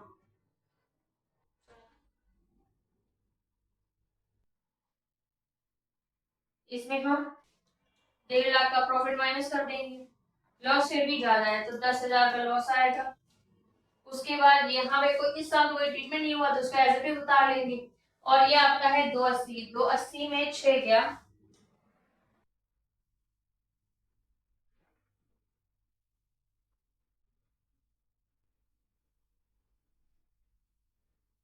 274, ये हमारे प्रॉफिट्स आ गए।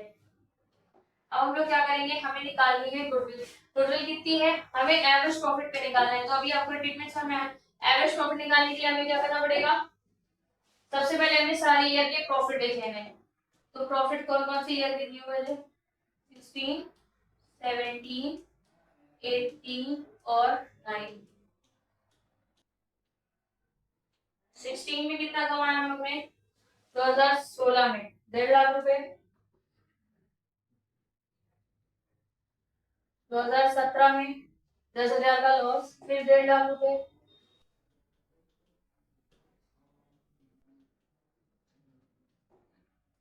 और 2019 में 74, ये दिए हमें। अब हमें क्या करना है, एवरेज प्रॉफिट निकालना है। एवरेज प्रॉफिट कैसे निकलेगा, तो 1.5 लाख पे, क्योंकि ये लॉस है तो हम माइनस करेंगे, ऐड नहीं करेंगे, minus plus 1.5 lakh plus 274 divide by 4, इसको 4 से डिवाइड कर देंगे, तो 1.5 3 हो गया, और ये हो गया 264 डिवाइड बाय 4, 564 डिवाइड बाय 4, इसको 4 से डिवाइड करेंगे, 4 1 जा 4, 4 1 जा 4, 4 4 जा 16, 4 1 जा 4, 1,41,000 जाएगा, 1,41,000, और ये आपका एवरेज प्रॉफिट आ गया। गुडविल क्या थी, गुडविल क्वेश्चन कह रहा था कि गुडविल 100% होगा एवरेज प्रॉफिट का, तो एवरेज प्रॉफिट 141 आया है, तो एवरेज प्रॉफिट लिखेंगे हम लोग, एवरेज प्रॉफिट का 100%, तो एवरेज प्रॉफिट कितना है, 141, इसका अगर हम 100% परसेंट नीचे भी 100 आएगा, 100 से 100 कट गया, यानी आपके फर्म की गुडविल भी कितनी आ गई, 1,41,000 हो गया। अब हम लोग पढ़ेंगे वेटेड एवरेज प्रॉफिट। हम लोग ने अभी तक एवरेज प्रॉफिट पढ़ लिया था, पहला मेथड। अब हम लोग पढ़ेंगे वेटेड एवरेज प्रॉफिट, जो इसी का सब मेथड है। तो वेटेड एवरेज प्रॉफिट में क्या है, सबसे पहले देखिए क्वेश्चन लिया हमने, calculate the value of goodwill, आपको फर्म की गुडविल निकालनी है on the basis of 3 year purchase. मैंने आपको बताया था नंबर ऑफ ईयर परचेज आपको क्वेश्चन में दिया रहेगा, यहाँ पर नंबर ऑफ ईयर परचेज 3 साल का दिया है, of the weighted average profits of the last 5 year, यानी पिछले कितने साल के प्रॉफिट्स दिए हैं, पिछले 5 साल के प्रॉफिट्स दे रखे हैं। Profits to be weighted, profits का जो वेट निकाला गया है वो 1 है, 2 है, 3 है और 4 है, एंड 5 जो ग्रेटेस्ट वेटेज है to be given to the last year profits of the last 5 years, यानी हमेशा देखिएगा जो वेट्स दिए होते हैं 1 2 3 4 5, इसका सीक्वेंस होता है, यानी फर्स्ट ईयर का पहला वेट होगा, देन आफ्टर सेकंड ईयर का सेकंड वेट, थर्ड ईयर का थर्ड वेट, फोर्थ ईयर का फोर्थ वेट, फिफ्थ ईयर का फिफ्थ वेट, यानी ये सीरियल वाइज चलता है, पहला वेट पहले ईयर का, दूसरा वेट दूसरे ईयर का, ऐसे दिया जाता है। उसके बाद आपको यहाँ पर दिया हुआ है कि 31 मार्च 2015 को हमने प्रॉफिट कमाया 80,000, और इसमें हमने एबनॉर्मल लॉस को कंसीडर करके निकाला है 80,000, जो कि एबनॉर्मल लॉस कितना है, 41,500 का। तो हमने कल भी पढ़ा था एबनॉर्मल लॉस का मतलब क्या होता है? एबनॉर्मल लॉस का मतलब होता है ऐसा लॉस जो हमारे फॉर्म में कभी कभी होता है, तो ऐसे लॉस को हम लोग क्या कर देते हैं? ऐड कर लेते हैं। तो ये एबनॉर्मल लॉस इस 80,000 में ऐड हो जाएगा। उसके बाद 31 मार्च 2016 को फॉर्म ने लॉस कमाया कितना? 1,05,000 का।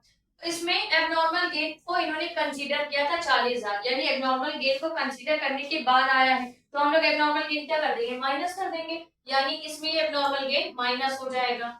उसके बाद लॉस दिया हुआ है 2017 का 20,000, 2018 का प्रॉफिट दिया है 180 और 2019 का प्रॉफिट दिया है 2 लाख रुपए।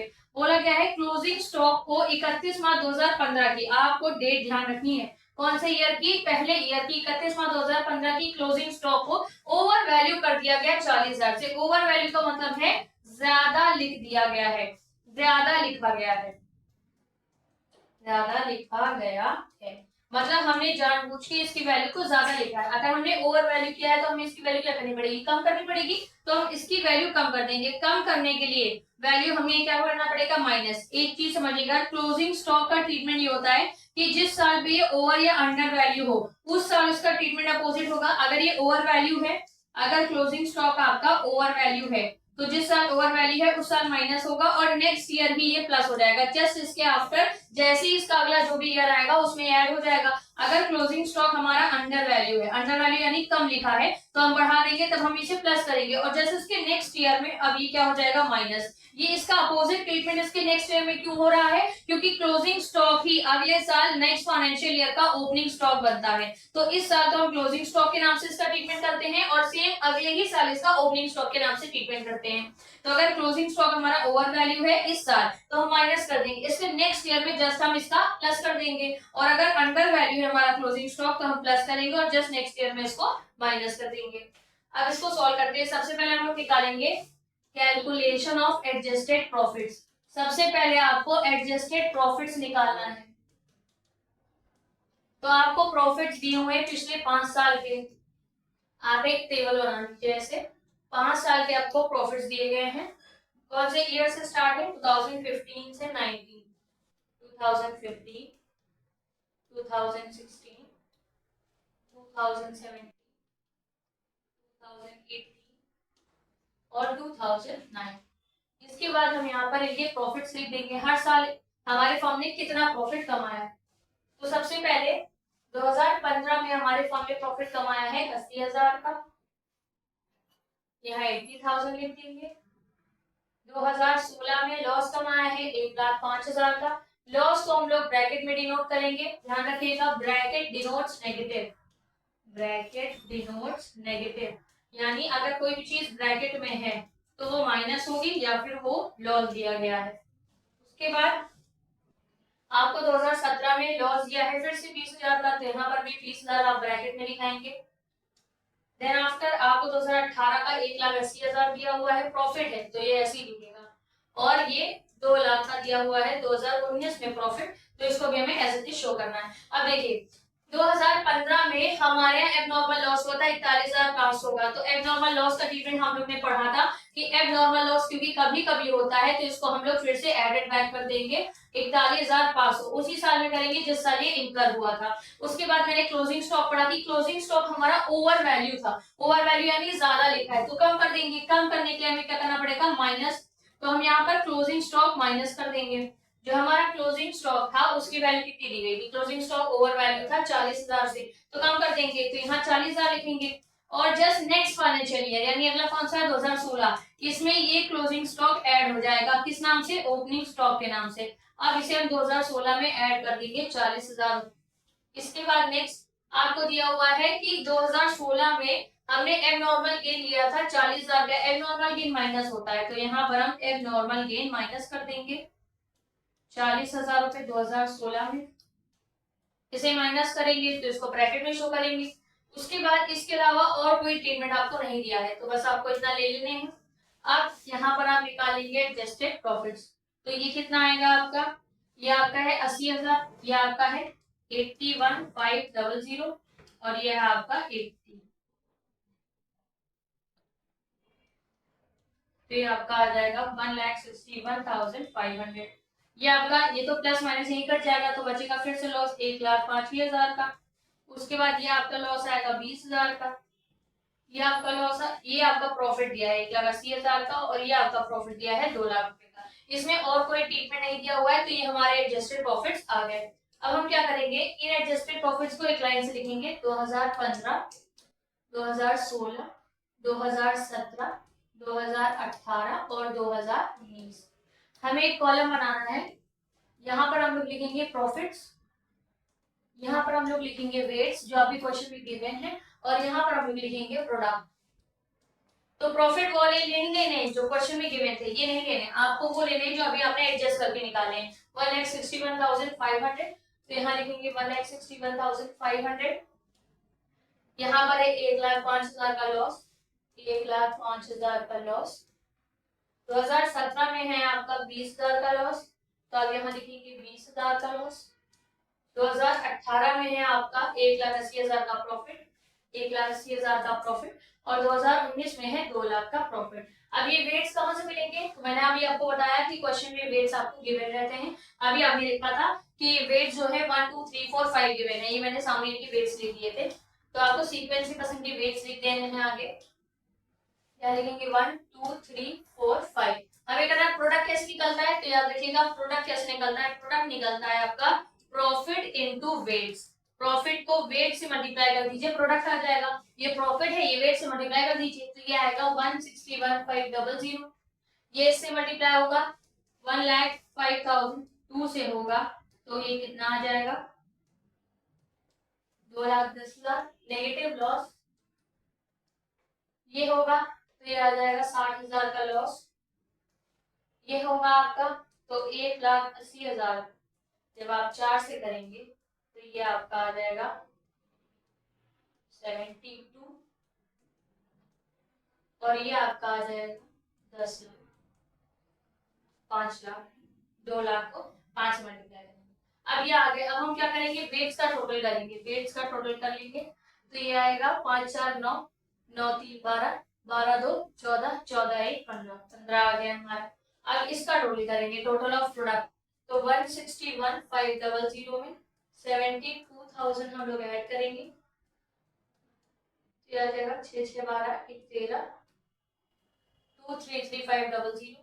इसी में हम लोग 10 लाख ऐड कर देंगे। फॉर्मूला रखेंगे, हम लोग को निकालना है product of weight, weighted average profit, weighted average profit. इसका फॉर्मूला क्या होता है, वेटेड एवरेज प्रॉफिट का फॉर्मूला होता है total products of weight, total products of weight divide by total of weight. आपको ऊपर प्रोडक्ट का टोटल लिखना है, नीचे वेट्स का। प्रोडक्ट का टोटल अभी हमने निकाला, ये 963,500 आए हैं, 963,500। इसको डिवाइड कर देंगे वेट से 1500। अब इसको सोल्व कर लेंगे, 192700। अब हमें गुडविल निकालनी है, गुडविल कैसे निकलेगा, ये जो वेटेड एवरेज प्रॉफिट आया 192700, इसको मल्टीप्लाई कर देंगे नंबर ऑफ ईयर परचेज से। नंबर ऑफ ईयर परचेज आपको 3 साल का दिया हुआ है, 3 से मल्टीप्लाई कर देंगे हम लोग, तो ये कितना आ जाएगा 0 0 3 7 21 1 2 3 2 6 7 8 3 9 27 7 2 3 1 3 4 5, तो 5,78,100 ये आपकी फर्म की गुडविल आ गई।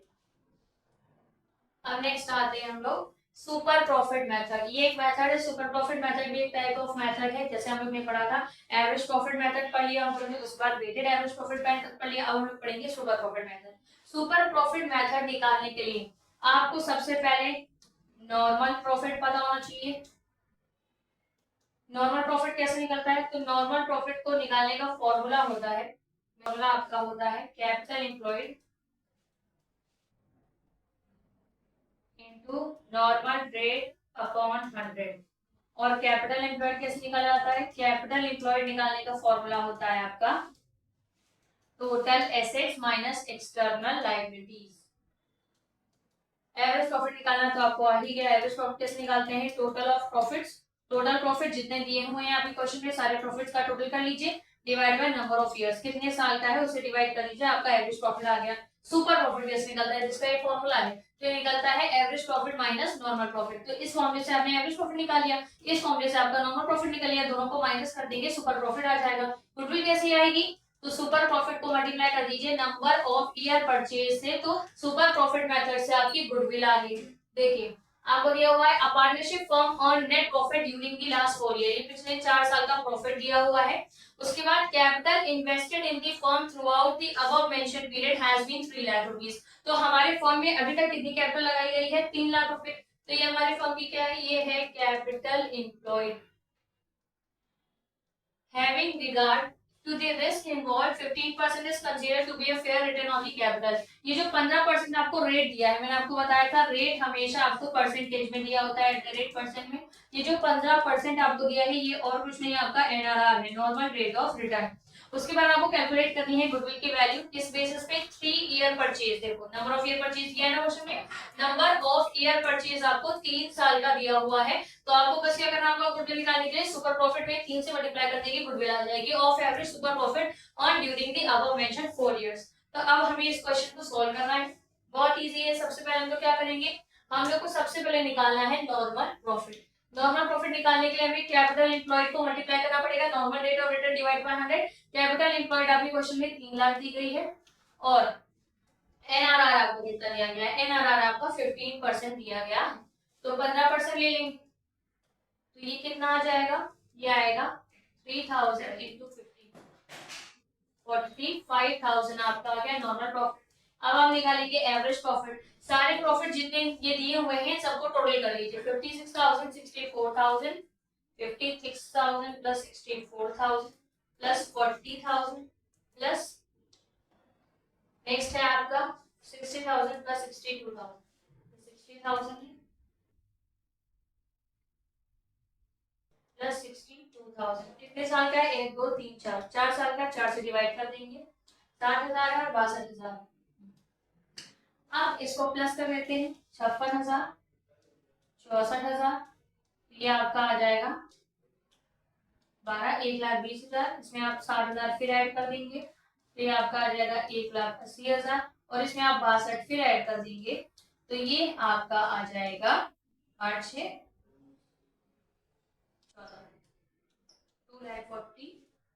2,42,000, इसको डिवाइड कर देंगे 4 से, तो 4 1 जा 4, 4 6 जा 24, 4 5 जा 20, 00, तो ये आपका आ जाएगा 6,500। 6,500 आपकी एवरेज प्रॉफिट आ गई। 4 4 6 जा 24 और 4 6 जा 24, 0 4 5 जा 20, हाँ सॉरी, ये आपकी आएगी 60,500 एवरेज प्रॉफिट आ गई। अब हमें निकालना है सुपर प्रॉफिट। सुपर प्रॉफिट का फॉर्मूला क्या है, average profit minus normal profit. Average profit आपका आया है 60,500, इसमें हम माइनस कर देंगे नॉर्मल प्रॉफिट 45,000 रुपए, ये कितना आ जाएगा, तो अगर आप 60,500 में 45,000 माइनस करोगे 15,500, ये आपका सुपर प्रॉफिट आ गया। अब हमें निकालनी है गुडविल। गुडविल कैसे निकलेगी, सुपर प्रॉफिट 15,500 को मल्टीप्लाई कर देंगे नंबर ऑफ ईयर परचेज से। नंबर ऑफ ईयर परचेज आपको कितना दिया है, 3 साल का, इसको 3 से मल्टीप्लाई कर देंगे, तो ये कितना आ जाएगा, 15,500 को 3 से हम मल्टीप्लाई करेंगे, पहले 3 करके 3 into 3 4, 46,500 इज द आंसर। ये आपकी आ गई गुडविल। तो ये आपकी गुडविल आ गई है सुपर प्रॉफिट मेथड से, बहुत इजी था, हम लोग ने किया। सबसे पहले हमने नॉर्मल प्रॉफिट निकाल लिया, कैपिटल एम्प्लॉयड हमें क्वेश्चन में ही गिवन था, इसको मल्टीप्लाई कर दिया नॉर्मल रेट ऑफ रिटर्न से। Normal rate of return multiply करने पे ये हमारी वैल्यू आ गई किसकी, नॉर्मल प्रॉफिट की। उसके बाद एवरेज प्रॉफिट निकालने के लिए हमने क्या किया, जो क्वेश्चन में सारे प्रॉफिट्स गिवन थे इनको प्लस कर लिया और डिवाइड कर दिया नंबर ऑफ ईयर से। 4 साल के थे, 4 साल के प्लस किया, 4 से डिवाइड कर दिया, तो ये हमारा आ गया एवरेज प्रॉफिट 60,500। एवरेज प्रॉफिट को आपको याद रखना है, पहले रखना है, उससे आपको नॉर्मल प्रॉफिट माइनस करना है। 60,500 से आप 45,000 माइनस करेंगे तो सुपर प्रॉफिट 15,500 आ जाएगा, और गुडविल निकालेंगे इस 15,500 यानी सुपर प्रॉफिट को नंबर ऑफ ईयर परचेज से मल्टीप्लाई करेंगे। नंबर ऑफ ईयर परचेज आपको क्वेश्चन में गिवन रहता है 3, उससे जब हमने मल्टीप्लाई किया तो हमारा आंसर आ गया 46,500। अब आते हैं नेक्स्ट हम लोग पढ़ेंगे कैपिटलाइजेशन मेथड को। कैपिटलाइजेशन के भी 2 मेथड है, मैंने आपको बताया था, एक है कैपिटलाइजेशन एवरेज प्रॉफिट मेथड और एक है कैपिटलाइजेशन सुपर प्रॉफिट। इसके बाद आपका गुडविल का पूरा चैप्टर खत्म है, सारे मेथड्स कंप्लीट हो गए। कैपिटलाइजेशन के सिर्फ 2 मेथड है और उसके बाद आपका पूरा गुडविल के सारे मेथड्स कंप्लीट हो गए हैं। अब देखिए पहला क्वेश्चन है कि जो एवरेज प्रॉफिट है हमारे फर्म की वो दी, आपको निकालने की जरूरत नहीं, गिवन 48,000। टोटल एसेट्स आपकी फर्म की 8 लाख रुपए है। जो वैल्यू है अदर लायबिलिटीज की वो 5 लाख रुपए है। Average rate of return same business का 12% है और आपको गुडविल निकालनी है capitalization of average profit method से। तो हमने पढ़ा था कैपिटलाइजेशन ऑफ एवरेज प्रॉफिट निकालने के लिए हमें सबसे पहले capitalize value of average profit निकालना पड़ेगा। Capitalize value of average profit कैसे निकलती है, average profit into 100 upon NRR. ये मैंने आपको उससे पहले थ्योरी में भी समझाया था कि जब भी हम कैपिटलाइजेशन के केस में आते हैं तो रेट अपॉन 100 नहीं होता, रिवर्स हो जाता है, 100 अपॉन रेट हो जाता है। तो एवरेज प्रॉफिट हमें क्वेश्चन में गिवन है 48,000, इसको मल्टीप्लाई कर देंगे 100 से और नॉर्मल रेट ऑफ रिटर्न, ये नॉर्मल रेट है आपका, आपको याद रखना है जो भी परसेंटेज में दिया है ये आपका रेट है 12%, नीचे आपको 12 रख देना है। सॉल्व करना है 12 बजे 12 12 4 जा 48, 4000 आएगा, ये 4000 प्लस ये कितना आ जाएगा 4 लाख रुपए। ये आपका 4 लाख रुपए capitalise value of average profit आ गई। अब आपको निकालना है कैपिटल एम्प्लॉयड या जिसे हम एक और नाम से जानते हैं नेट एसेट्स, हमें वो निकालना है। ये कैसे निकलता है, तो ये निकलता है assets minus liability. Assets 8 lakh है, लायबिलिटी 5 लाख है, तो 8 लाख में अगर आप 5 लाख माइनस कर दोगे तो आपका कैपिटल एम्प्लॉयड कितना आ जाएगा 3 लाख रुपए। गुडविल निकालना बहुत आसान है इस मेथड से। गुडविल कैसे निकलता है, आपको गुडविल को इस मेथड में किसी भी number of year purchase multiply करने की जरूरत नहीं है, बस आपको क्या करना है, ये जो आपने capitalize value of average profit निकाला था, ये जो आपने capitalize value of average profit निकाला था, इसको आपको माइनस कर देना है कैपिटल एम्प्लॉयड से। तो कैपिटलाइज एवरेज प्रॉफिट आपने कितना निकाला था 4 लाख रुपए, इस 4 लाख को आपको माइनस कर देना है 3 लाख से, तो आपके फर्म की गुडविल कितनी आ गई, आपके फर्म की गुडविल आ गई 1 लाख रुपए। कौन से फॉर्मूले से, कैपिटलाइजेशन एवरेज प्रॉफिट मेथड से। समझ में आया। अब आता है नेक्स्ट एक और क्वेश्चन है आपका, फॉलोइंग आपको इंफॉर्मेशन दी गई है रिलीज फॉर पार्टनरशिप फर्म, आपको दिया है प्रॉफिट और लॉस पिछले 6 साल के, पहला साल दूसरा साल ऐसे करके 6 साल में आपको प्रॉफिट्स दिए हुए हैं। एवरेज कैपिटल एम्प्लॉयड जो है वो 2 लाख रुपए है, यानी कैपिटल एम्प्लॉयड हमारे फर्म की 2 लाख रुपए दी गई है और जो रेट ऑफ रिटर्न है वो 15%। देखिए आगे क्वेश्चन क्या कह रहा है, आगे कहा गया है कि आपको गुडविल निकालनी है 4 year purchase of average profit से, 4 year purchase of super profit से और कैपिटलाइजेशन ऑफ सुपर प्रॉफिट। मैंने अभी आपको इस मेथड में कैपिटलाइजेशन ऑफ एवरेज प्रॉफिट का फॉर्मूला समझाया लेकिन कैपिटलाइजेशन ऑफ सुपर प्रॉफिट नहीं बताया। ये सुपर प्रॉफिट हम लोग इस वाले क्वेश्चन में सॉल्व कर लेंगे कि कैपिटलाइजेशन ऑफ सुपर प्रॉफिट कैसे निकाला जाता है, ये भी बहुत इजी है। सबसे पहले हम लोग पहला पार्ट कर लेते हैं 4 year purchase of average profit. तो ये एकदम बेसिक सिंपल एवरेज प्रॉफिट से आपको निकालना है, तो उसके लिए आप एवरेज प्रॉफिट पता होना चाहिए। एवरेज प्रॉफिट कैसे निकालेंगे, टोटल प्रॉफिट सारे प्रॉफिट्स को प्लस कर दीजिए divide by number of years. तो पहले साल का प्रॉफिट 20,000 है, 60,000 है, तो हम लोग पहले ऐड कर देंगे 20,000, देन आफ्टर 60,000, इसमें हम माइनस कर देंगे। माइनस क्यों करेंगे, क्योंकि इसके अगले साल का लॉस दिया हुआ है 10,000 रुपए। उसके बाद हम लोग यहाँ 10,000 माइनस कर देंगे, फिर उसके अगले साल का 60,000 प्लस कर देंगे। प्लस इसलिए किया है क्योंकि प्रॉफिट गिवन था। उसके बाद 50,000 और 72,000 इसमें ऐड कर देंगे, प्लस 50,000 और प्लस 72,000।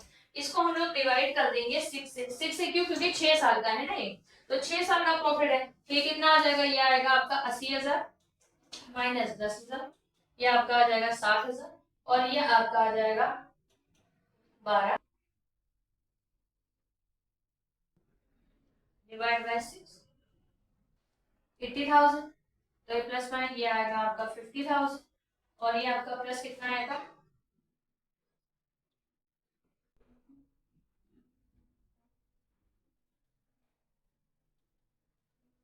ये आपका 122,000 यही है डिवाइड बाय 6। अब इसको प्लस कर लेंगे, 122,000 में 50,000, 172 और उसमें ऐड कर देंगे 80,000।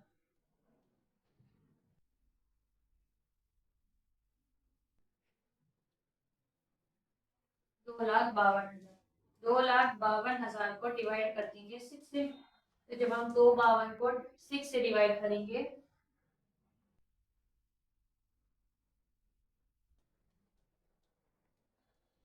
42,000, तो हमारा एवरेज प्रॉफिट कितना आ गया 42,000 रुपीज हमारा एवरेज प्रॉफिट आ गया।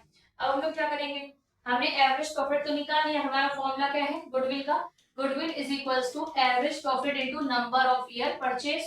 तो सिंपल है, पहला ही मेथड है हमारा, उसी से हमें क्वेश्चन सॉल्व करना है। तो हमें एवरेज प्रॉफिट अभी हमने कितना निकाला, हमने एवरेज प्रॉफिट निकाला 42,000 और नंबर ऑफ ईयर परचेज आपको देखिए क्वेश्चन में गिवन है 4 साल का है, क्वेश्चन में आपको गिवन है ये 4 साल का है। तो आपको क्या करना है, बस 42,000 को 4 से मल्टीप्लाई कर देना है, 0 0 0 4 2 8 4 4 16, तो 1,68,000 आपका आंसर आ जाएगा। 1,68,000 आपके फर्म की गुडविल आ गई इस मेथड से। ठीक, ये देखिए आपको एक ही क्वेश्चन में अलग अलग सब पार्ट्स में अलग अलग मेथड दिए गए। ऐसे ही पेपर में आता है फुल फ्लेज क्वेश्चंस आते हैं जहां पर एक क्वेश्चन में आपको सारे मेथड दे दिए जाते हैं और आपको हर मेथड से उस क्वेश्चन को सॉल्व करना रहता है। तो ये जो पहला पार्ट था ये पहले मेथड से सॉल्व हुआ। अब आपको सेम यही क्वेश्चन किस मेथड से करना है, सुपर प्रॉफिट से सॉल्व करना है। तो सुपर प्रॉफिट से सॉल्व करने के लिए आपको क्या करना पड़ेगा, ये पहला पार्ट का आंसर आ गया। अब हम लोग सेकेंड पार्ट पे आते हैं। सेकेंड पार्ट से सुपर प्रॉफिट निकालने के सबसे पहले हमें नॉर्मल प्रॉफिट निकालना पड़ेगा। नॉर्मल प्रॉफिट निकालने के लिए हमें कैपिटल एम्प्लॉयड पता होना चाहिए। क्वेश्चन में आपको कैपिटल एम्प्लॉयड गिवन है कि क्वेश्चन में कैपिटल एम्प्लॉयड 2 लाख रुपए है और नॉर्मल रेट ऑफ रिटर्न 15% है। तो हम पहले 2 लाख का 15% निकालें, तो ये 2 लाख का 15% कितना आ जाएगा, तो ये आपका आ जाएगा 30,000। 30,000 आ गया। अब हम लोग क्या करेंगे, अब हमें निकालना है एवरेज प्रॉफिट, हमारा निकला है सुपर प्रॉफिट। तो सुपर प्रॉफिट कैसे निकलता है, average profit minus normal profit. देखिए एवरेज प्रॉफिट अभी हमने निकाला था, ये यहाँ यूज हुआ है 42,000, इसको हम लोग माइनस कर देंगे नॉर्मल प्रॉफिट से। नॉर्मल प्रॉफिट कितना आया है 30,000, तो सुपर प्रॉफिट कितना आ जाएगा 12,000, 12,000 आपका सुपर प्रॉफिट आ गया। अब हमें गुडविल निकालनी है सुपर प्रॉफिट से, कैसे निकलेगी, 12,000 को मल्टीप्लाई कर देंगे number of year purchase. Number of year purchase यहाँ पर फिर से चार चार दिया हुआ है, 4 से कर देंगे तो कितना आ जाएगा, ये आ गया 48,000 रुपीज। आपने देखा सुपर प्रॉफिट से जब हमने क्वेश्चन सॉल्व किया तो हमारा आंसर 48,000 गुडविल आ रही है। देखिए प्रीवियस में भी एवरेज प्रॉफिट दिखा ही हुआ था, तो हमने यहाँ पर भी उसको एज इट इज रख दिया, निकालिए। क्योंकि अगर आप फिर से सेम क्वेश्चन तो सेम है, अगर आप फिर से दोबारा ऐड करोगे सारे प्रॉफिट्स को तो आंसर यही आएगा एवरेज प्रॉफिट का। अब आता है next third method. Third method है आपका कैपिटलाइजेशन ऑफ सुपर प्रॉफिट, यही आपको जो पढ़ना था, कैपिटलाइजेशन ऑफ सुपर प्रॉफिट। देखिए कैपिटलाइजेशन ऑफ सुपर प्रॉफिट से हम लोग गुडविल कैसे निकालते हैं, तो इससे गुडविल निकालने का बहुत आसान तरीका है, सुपर प्रॉफिट को मल्टीप्लाई कर दीजिए 100 अपॉन एनआरआर से। तो अभी देखिए आपने प्रीवियस सेकंड पार्ट में सुपर प्रॉफिट निकाला था, कितना निकाला है आपने 12,000 रुपए। तो आपको बस क्या कर देना है 12,000 को मल्टीप्लाई कर देना है 100 अपॉन एनआरआर। एनआरआर आपको क्वेश्चन में गिवन था, यहाँ पर आपने यूज किया है एनआरआर 15%, तो आपको बस यहाँ पर क्या कर देना है 15 लिख देना है, सॉल्व कर लेना है आपको। यहाँ पे रहेगा 5 3 5 2 जा 0 3 1 जा 3 4 जा 4,000, ये आपका आ जाएगा 80,000 into 20। तो आपका 80,000 आ गई आपकी फर्म की गुडविल। किस मेथड से आई, capitalisation of super profit method से। तो ये आपके सारे मेथड्स थे, जितने थे आपको मैंने सारे मेथड्स करा दिए, average profit, weighted average profit method, super profit, capitalization of average profit, capitalization of super profit, मैंने सारे मेथड करा दिए। इसके अलावा और कोई मेथड नहीं है आपके सिलेबस में, ये सारे मेथड्स आप देख लीजिएगा। यहाँ पर मैंने जितने भी नोट्स दिए थे पीपीटी में उसे आप नोट कर लीजिएगा। ये सारे नोट्स आपको इस तरीके से प्रिसाइज फॉर्म में कहीं नहीं मिलेंगे। जितने भी आंसर्स हैं आप देख लीजिएगा, कॉन्सेप्ट देख लीजिएगा। कॉन्सेप्ट बेटा यही है, कॉन्सेप्ट आपको यही लगा के चलना है, क्वेश्चन चाहे जैसे अलग आए कॉन्सेप्ट यही रहेगा, आपका बेसिक कॉन्सेप्ट कभी नहीं बदलने वाला। ये जितने भी मैंने यहाँ पर लिखवाए थे नोट्स, ये सारे आप नोट कर लीजिएगा और बाकी आपका गुडविल का जो चैप्टर है ये पूरी तरीके से खत्म हो गया।